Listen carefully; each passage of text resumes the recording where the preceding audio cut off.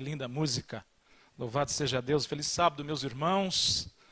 Que a graça e a paz de Jesus esteja sobre a vida de vocês aqui essa manhã. Durante essa semana, conversando com alguns amigos, eles me convidaram para ir pregar em outro lugar. Enfim, eu falei, eu já estou comprometido. Vou pregar lá na igreja do Esplanada. Aí alguns me disseram, puxa, Cláudio, você vai pregar no Esplanada? Nossa, mas lá tem um bocado de pastor e um monte de gente boa lá, e você não tem medo, não? Eu falei, medo? Lógico que não. Eles disseram, por quê? Qual que é o segredo disso? O segredo é você pensar, aliás, imaginar e ter certeza de que a necessidade dos pastores e de qualquer outro é a mesma que eu tenho também. É de ouvir a palavra de Deus, né, meus irmãos? Então vamos lá, abra sua Bíblia, Hebreus capítulo de número 4. Hebreus capítulo de número 4. Nós vamos ler o verso 1, 2 e 3, depois 11, 12 e 13. Hebreus 4. Nossos irmãos, amigos que nos acompanham também pela internet, sejam bem-vindos. Fique conosco. Todos acharam?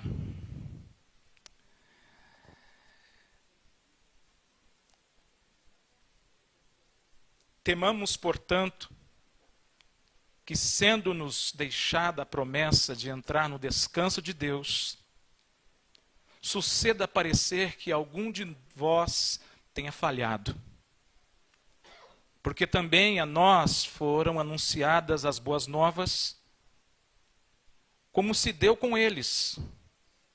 Mas a palavra que ouviram não lhes aproveitou, visto não ter sido acompanhada pela fé naqueles que a ouviram. Verso 11. Esforcemo-nos, pois, por entrar naquele descanso, a fim que ninguém caia segundo o mesmo exemplo de desobediência. Porque a palavra de Deus é viva e eficaz, e mais cortante do que qualquer espada de dois gumes, e penetra até o ponto de dividir alma, espírito, juntas e medulas, e é apta para discernir os pensamentos e propósitos do coração. E não há criatura que não seja manifesta na sua presença, pelo contrário, todas as coisas estão descobertas e patentes aos olhos daquele a quem temos que prestar contas. Amém? Bondoso Deus, muito obrigado. Nós viemos aqui essa manhã com o propósito de ouvir a sua voz. E nós temos certeza que o Senhor tem conduzido todas as coisas aqui para que o seu nome seja e continue sendo glorificado. Fique conosco, é o que nós te pedimos em nome de Jesus. Amém. Amados, eu quero contar uma pequena história antes de entrar na mensagem propriamente. Eu peço a você que não me apedreje antes de eu terminar de contar. Eu ouvi essa história há mais de 28 anos atrás. E quando eu escutei, enquanto eu ouvia essa pequena história, essa pequena ilustração, eu confesso que eu não entendi direito. Eu não entendia bem o que estava sendo dito. Mas nós servimos a um Deus que fala. Servimos a um Deus que ao longo do tempo, Ele traz aos nossos olhos, Ele revela aquilo que de fato nós, em algum momento, não conseguimos entender pela Sua palavra. Imagine que nessa manhã, ou em algum momento da sua vida, nós fomos convidados a fazer parte de uma viagem.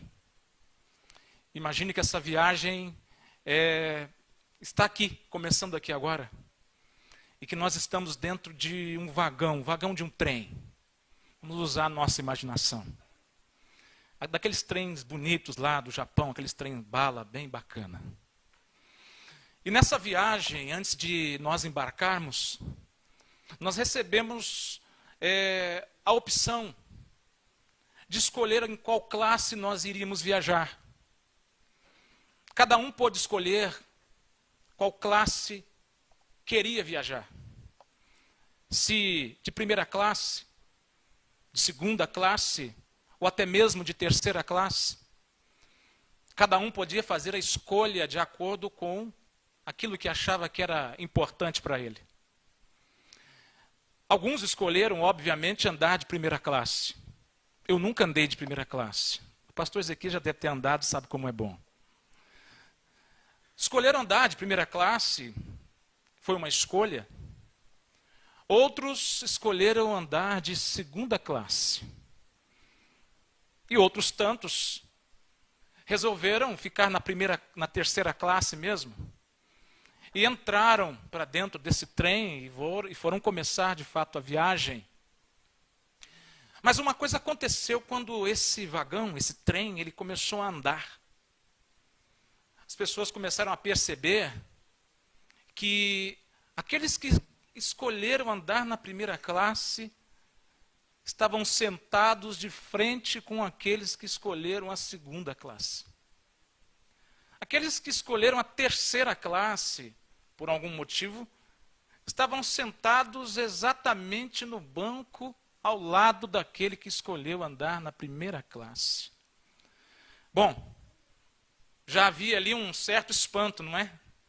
Já que cada um tinha a sua escolha pessoal, particular. Então alguém pensou, olha, já que as acomodações são as mesmas, a comida deve ser diferente. Pelo menos a alimentação, o cardápio vai ser diferenciado para cada uma das classes. Mas quando a viagem chegou a em determinado momento da viagem, o alimento começou a ser servido. E todos que estavam ali naquele local, naquela mesma viagem, no mesmo vagão, descobriram que além dos assentos serem iguais, a comida também era a mesma. A viagem se seguiu. Eu quero fazer uma pequena reflexão com você aqui nesse momento. Quando a viagem segue, em determinado momento, podia-se ver uma subida bem íngreme. E esse vagão começou a perder a sua propulsão. Começou a perder força. E você que viaja muito sabe que esses alto-falantes de rodoviária, de aeroporto, eles nos ajudam, né, a nos localizar às vezes. Havia um alto-falante como esse dentro desse vagão. E quando essa locomotiva começou a perder a sua força e, de fato, parar, esses alto-falantes começaram a falar com as pessoas que estavam ali, dentro desse vagão, seguindo essa viagem. A primeira leva de pessoas que recebeu uma boa notícia foi aqueles que estavam na primeira classe, porque o alto-falante disse, ei, vocês que estão na primeira classe, por favor, se acomodem. Estiquem os seus pés, peguem o seu jornal e descansem, porque a viagem vai prosseguir. Fiquem tranquilos. A mesma voz se dirigiu agora para aqueles que estavam na segunda classe, de maneira muito educada, e disse, vocês que estão na segunda classe, por gentileza, peguem as suas coisas, se coloquem de pé, desçam do vagão e sigam a pé. Bom, eu me lembro que quando eu estava ouvindo essa história, se os da primeira classe vão seguir a viagem acomodados, se os da segunda classe vão a pé, o que é que vai acontecer com aqueles que estão na terceira classe? A mesma voz disse, vocês que estão na terceira classe, por favor, se levantem, desçam do trem, se coloquem ao lado dele, se apoiem em um lugar bem firme e façam muita força. Empurrem, façam força. Dito isso, aqueles que estão na primeira classe, irmãos, são aqueles que o evangelho não lhes custa absolutamente nada. Aqueles que estão na primeira classe são aqueles que querem do evangelho os benefícios que o evangelho pode lhe oferecer, a saber, as promessas de Deus. Aqueles da primeira classe, o evangelho não lhes provoca nenhum tipo de dor, nenhum tipo de desconforto. Muito pelo contrário. Quando, estando nessa viagem, estando no evangelho, eles sentem algum tipo de desconforto, a primeira coisa que lhes vem à mente é questionar quem é que os convidou para essa viagem. Aqueles da primeira classe, eles não estão muito preocupados. Quanto tempo essa viagem vai demorar? Quando ela vai chegar? E muito menos quem é que eles vão encontrar lá no final. Porque o que eles querem, na verdade, é apenas estarem no seu lugar de conforto. Mas tem aqueles da segunda classe. Olhe, aqueles da segunda classe, eles até pregam um pouquinho. Eles oram um pouquinho. Você sabe que aqueles da segunda classe, eles até dizimam um pouquinho e até ofertam um pouquinho quando não estão vivendo aquela crise de se perguntar, será que o dízimo é de fato bíblico? Será que o dízimo está no Novo Testamento? Aonde está escrito? Irmão, por que você diz isso? Eu lido com isso todos os dias. E 80% das pessoas que me procuram relacionados a esse assunto são adventistas e não são novos convertidos. Muitos já estão na igreja desde o berço. Esses da segunda classe, irmãos, eles até fazem alguma coisa. Eles até tentam ajudar de alguma forma, desde que o pastor os acompanhe. Desde que algum líder da igreja os conduza e os acompanhe a fazer alguma coisa. E nós não podemos esquecer que aqueles da segunda classe precisam que o seu nome seja lembrado na lista de agradecimentos.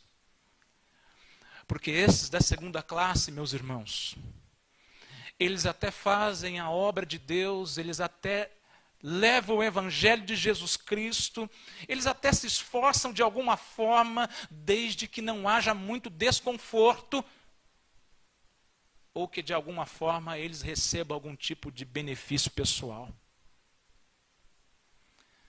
Mas tem os da terceira classe. Esses da terceira classe, pastor, são aqueles que não se preocupam muito com a luz da ribalta. Eles não têm muito comprometimento com a lista de agradecimentos. O que importa para esses, de fato, é que o evangelho do reino seja pregado, que o evangelho do reino seja levado aos quatro cantos dessa terra. Eles pregam na rua, eles falam do amor de Deus no trabalho. Eles se preocupam com o tipo de testemunho que eles dão diante dos outros. Esses da terceira classe, na verdade, eles são anônimos. Eles não têm um púlpito como eu tenho aqui hoje para poder falar alguma coisa. Na verdade, muitos nem querem isso. Eles não têm talvez um talento para fazer uma bela apresentação musical. Talvez eles nem queiram isso também, mas esses da terceira classe são aqueles que fazem uma grande diferença para o reino e para a glória de Deus. Esses da terceira classe, independente do estado de espírito ou do momento que eles estejam vivendo da vida, sejam um momento mais tranquilo ou um momento mais turbulento, eles conseguem louvar a Deus e falar do amor de Deus mesmo diante da morte. Esses da terceira classe, irmãos, são aqueles do qual Jesus Cristo olhou e disse assim, olha, são vocês que vão levar o evangelho do reino, e esse evangelho será pregado a toda criatura, então virá o fim. Esses da terceira classe, eles não se importam se vai haver no caminho algum tipo de benefício, algum tipo de algo que vai lhes auxiliar. A única coisa que eles têm no coração é a certeza que existe uma mensagem poderosa que pode e de fato vai transformar a vida das pessoas. Quando eu me deparo com tudo isso, meus irmãos, a minha mente ela viaja, se é que podemos dizer assim. Ela volta no passado e nós nos encontramos com uma igreja conhecida, chamada igreja primitiva. Uma igreja que não tinha recursos. Uma igreja que não tinha salário.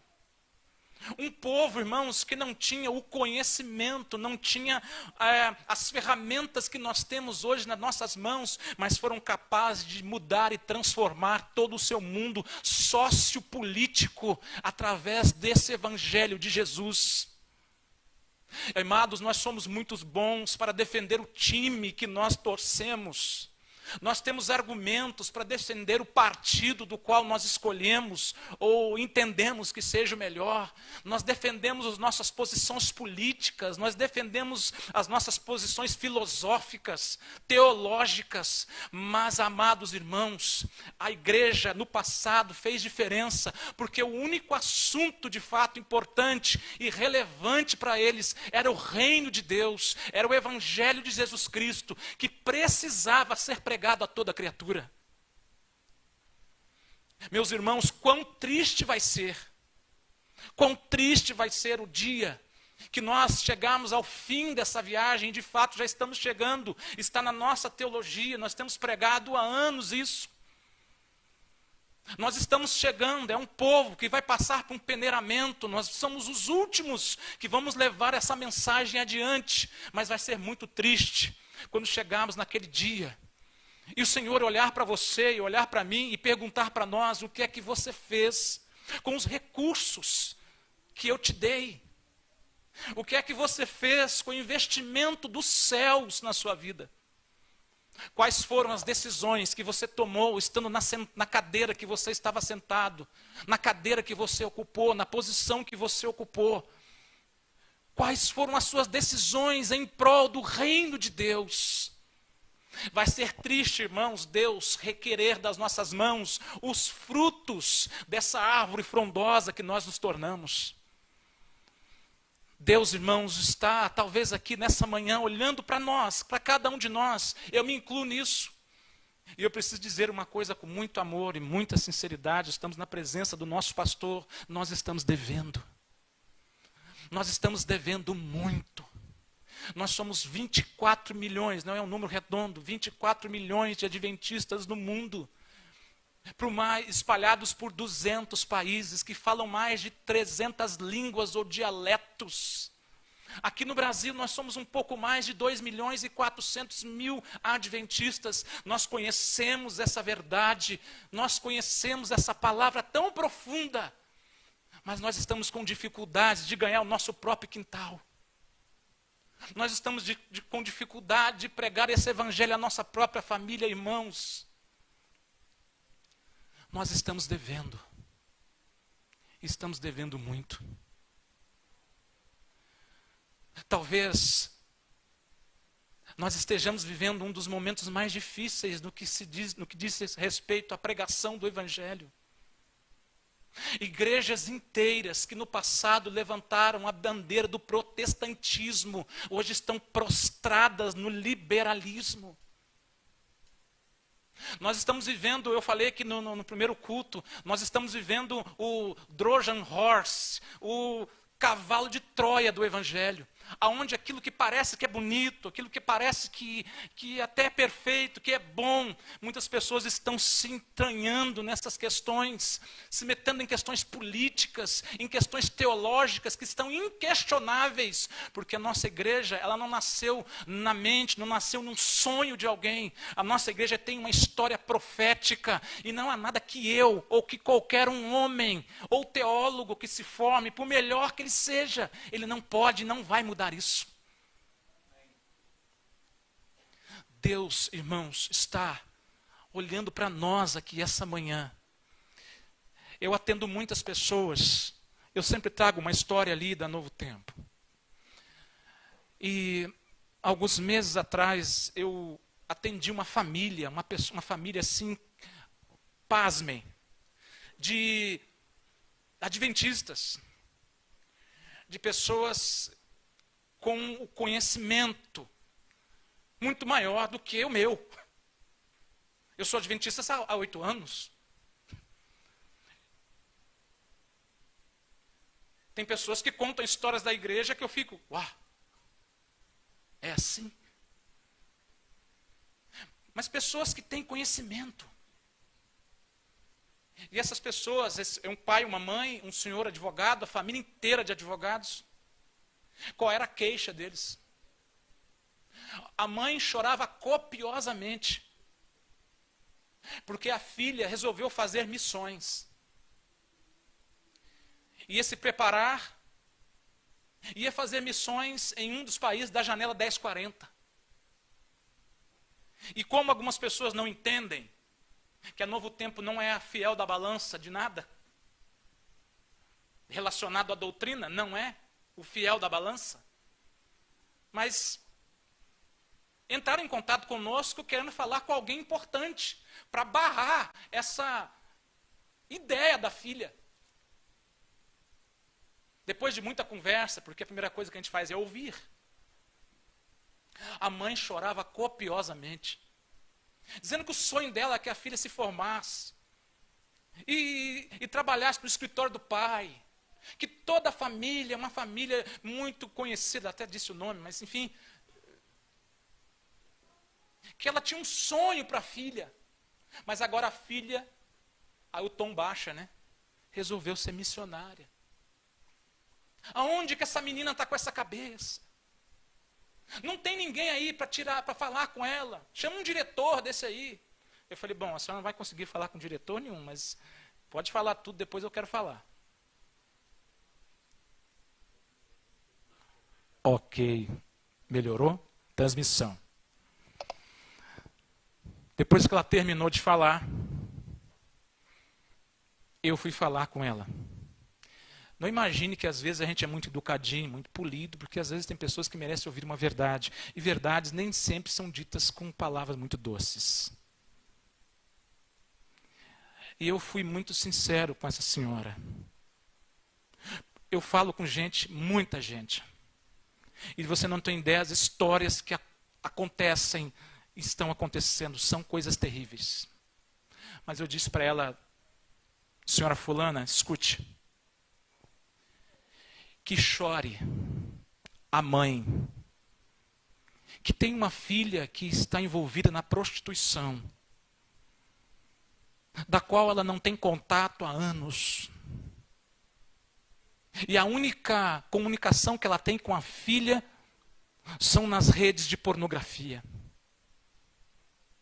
Que chore a mãe de uma filha que está desenganada pelos médicos, porque a medicina diz que já não tem mais jeito.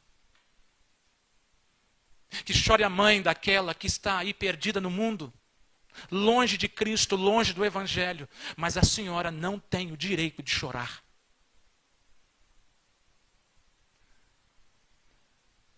Queira Deus que todos os nossos jovens desenvolvessem esse desejo no coração de trabalhar não somente para ter uma profissão, que é muito importante, para alcançar o seu objetivo acadêmico, que é muito importante, mas principalmente que trabalhe ou tenha no coração o desejo de trabalhar para o crescimento do reino de Deus. Irmãos, nós estamos devendo.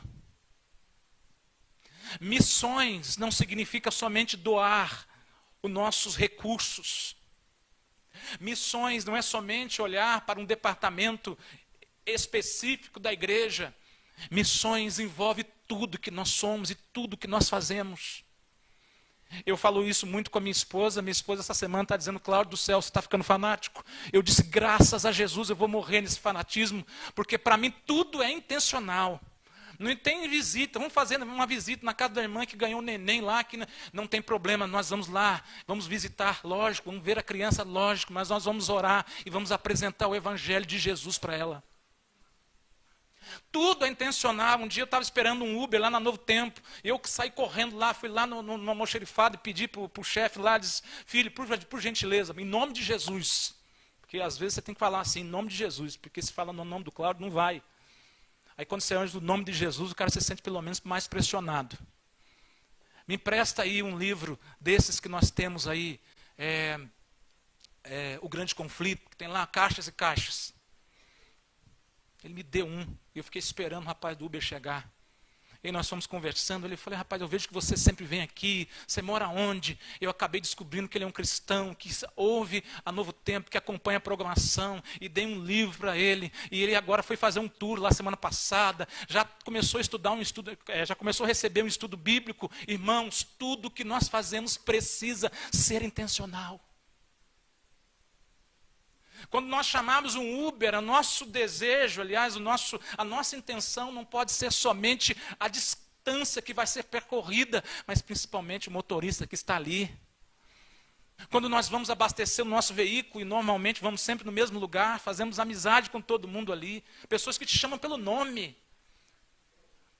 Nós precisamos descer e dizer assim, olha, eu preciso te apresentar uma coisa. E nós temos o forte. A igreja nos ensina a dar o livro, a dar a literatura. Eu aprendi desde cedo que tinha que falar. Aí que você fala, a pessoa não ouve. Mas quando você dá um presente, as pessoas parecem que abrem. Né? É uma coisa de Deus. Então tudo na vida precisa ser intencional quando nós recebemos essa mensagem da parte do Senhor. Essa semana passada, 3 de férias, graças a Deus, que eu estou trabalhando muito, estou estressado, e vamos lá, eu preciso descansar e estou descansando. Eu estou vendo o meu vizinho lá arrancando um sofá para fora. Um sofá, daqueles que ele tem gato, o gato parece que ele fura até sair do outro lado, né? Ele colocou para fora, eu estou vendo aquilo. Ele nunca falou comigo. Tem gente que é assim. Está tudo certo. Mas eu estou vendo ele, e eu tinha umas coisas para levar no leve. No leve, você não sabe o que é leve. O leve. Não é leve? Ah, lá Jacaré é leve. Pois é, nessa coisa aí que vocês sabem. É o leve lá, o leve. Isso, é o leve, irmãos. Não me complica, não.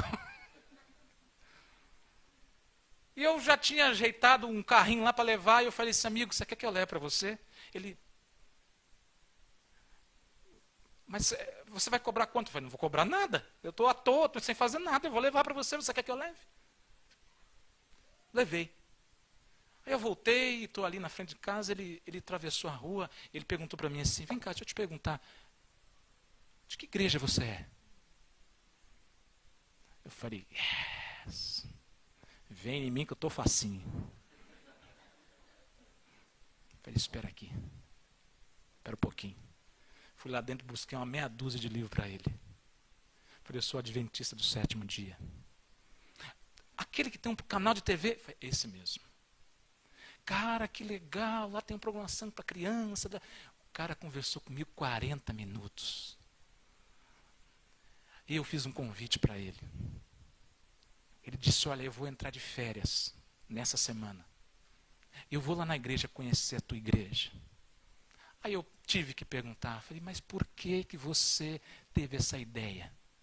Ele disse, porque eu sempre vejo vocês saindo, vocês voltando, vocês são uma família bem quietinha. Eu falei, bom, aqui fora, lá dentro pega fogo, mas aqui dentro parece que é quieto. Vocês, eu não sei, alguma coisa diferente. Aí quando você puxou o assunto, você levou para mim, eu não estou acostumado com isso. As pessoas não estão acostumadas, irmão, a gente vive num mundo que as pessoas não estão acostumadas com gentilezas. Não estão acostumadas com você estender as mãos. As pessoas não estão acostumadas a receber um abraço, a receber uma gentileza, por menor que seja. Mas é intencional. Tudo na nossa vida precisa ser intencional. Tudo na nossa vida relacionado a Cristo, relacionado a Deus, relacionado à igreja, precisa ser intencional. É por isso que a minha esposa falou que eu estou fanático. Para tudo tem alguma coisa de Bíblia, para tudo. Pois é. Uma porque eu vivo isso. E não tem jeito. Eu só estou aqui, não é porque eu acho bom, eu estou aqui porque eu preciso.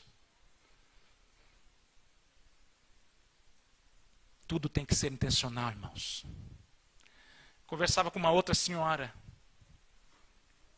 muito esclarecida, e ela fazia questão, eu sempre digo isso, né? Quando alguém muito inteligente liga para Novo Tempo, ele faz questão de colocar todos os diplomas dele na mesa, como que dizendo assim, olha, você não está falando com qualquer pessoa.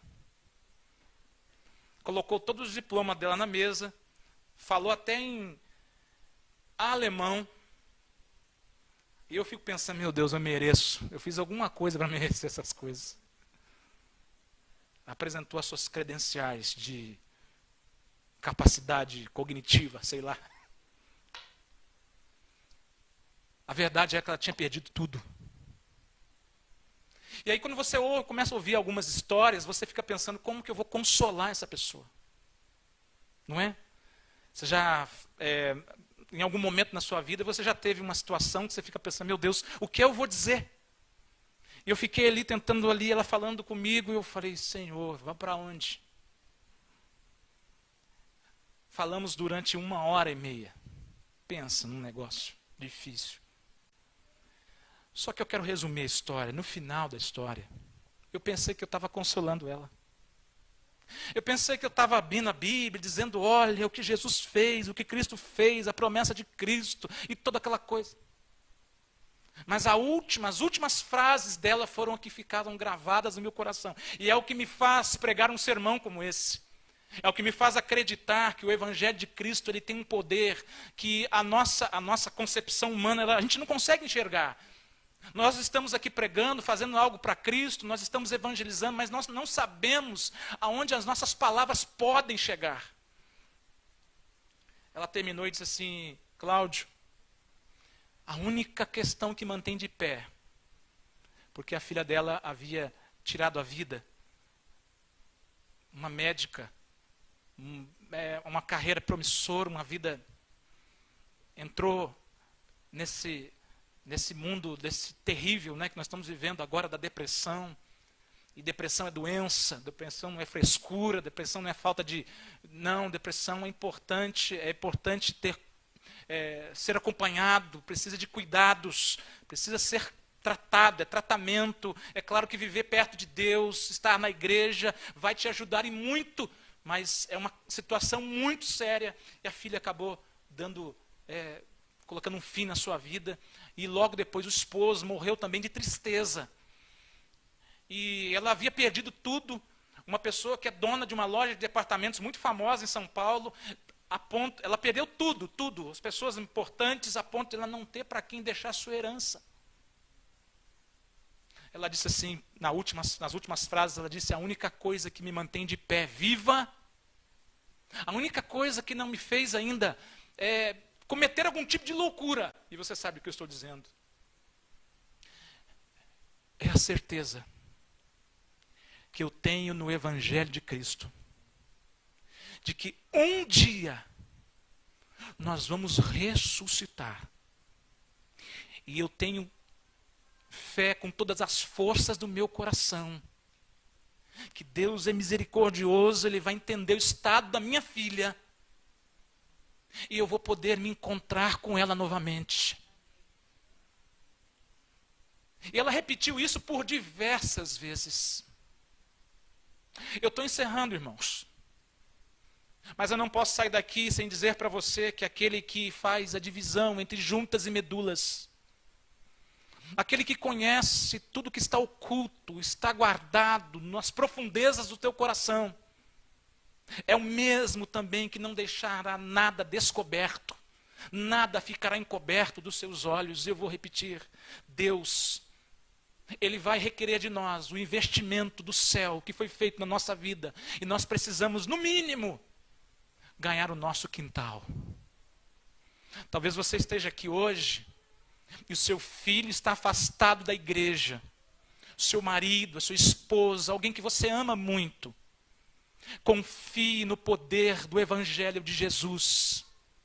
Ele pode e Ele vai transformar a vida dessa pessoa. Apenas permaneça pregando o Evangelho do reino de Deus. Não esmoreça. Seja firme nas suas palavras. Seja firme na intencionalidade de continuar levando o Evangelho adiante. Porque é para isso que nós fomos chamados para o tempo do fim. Deixa os cavalos de Troia aparecerem. Os Trojan Horse aparecerem. eles não vão prevalecer sobre a igreja de Deus. E que essa manhã você seja abençoado pelo poder do Espírito Santo. Que você saia daqui fazendo votos, não de uma vida feliz, porque se está feliz hoje, você sabe que você vai chorar amanhã. Se você chora hoje, fique tranquilo que vai passar e amanhã você vai sorrir também. Mas faça votos de que você seja um instrumento na mão de Deus, aonde quer que você esteja, com toda a intencionalidade possível, na proporcionalidade possível, porque eu tenho certeza absoluta que o melhor de Deus ainda está por vir. Vamos orar. Gostaria de orar por você, de pé mesmo? De pé? De pé. Louvado seja Deus. Ó, você pode escolher a classe que você vai viajar. Pelo amor de Jesus, não fica na primeira. E faz força para sair da segunda. Porque esse é o desejo de Deus. Bondoso e eterno Pai, muito obrigado. Queremos te agradecer, Senhor, por essa manhã tão especial na sua presença. Nos ajuda, Pai. Apesar de nós precisamos levar esse evangelho adiante. Nós precisamos conduzir essa mensagem tão especial e poderosa aos quatro cantos dessa terra. Que o seu poder, ó Deus, se aperfeiçoe na nossa fraqueza. E que de fato sejamos instrumentos nas suas mãos para que o seu nome seja glorificado. Nos dê um sábado abençoado e abençoador na tua presença. É o que nós te agradecemos. Em nome de Jesus. Amém. Amém.